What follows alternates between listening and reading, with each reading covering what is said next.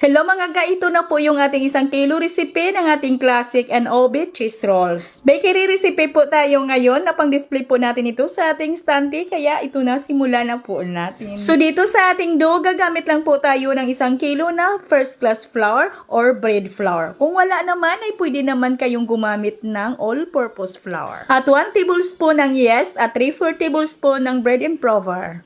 Half cup ng powdered milk, and then haluin lang muna natin yan. 2 teaspoon ng iodized salt at 1 cup ng light brown sugar. 2 piraso na large na itlog at 1 tablespoon ng vanilla extract. At lagyan natin ito ng 2 cups na tubig. At tunawin lang muna natin yung ating mga dry ingredients bago po natin basain dito ng paunti-unti yung ating harina.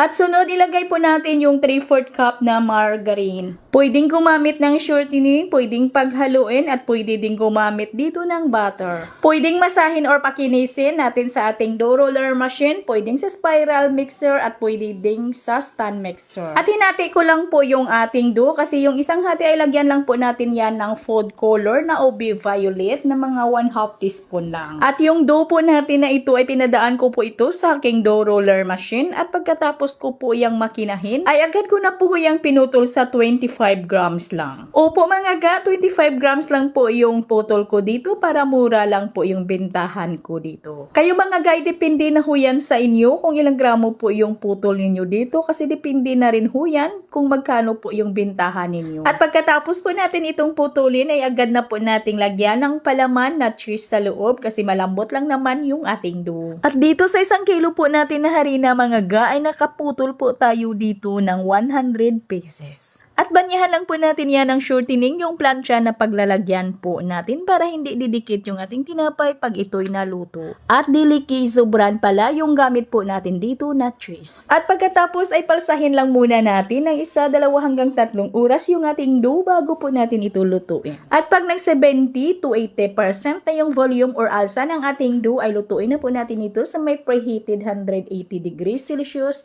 yung init ng ating oven sa loob ng 15 minutos. At nang ito'y malamig na, ay gawan na po natin ito ng frosting. So dito gagamit po tayo ng 225 grams ng unsalted ACC butter 8. Pwede naman tayong gumamit dito ng regular lang na margarine para sa ating pangbanya dito or pang frosting, pero mas bet ko po ito mga ga, masarap ito na mabango.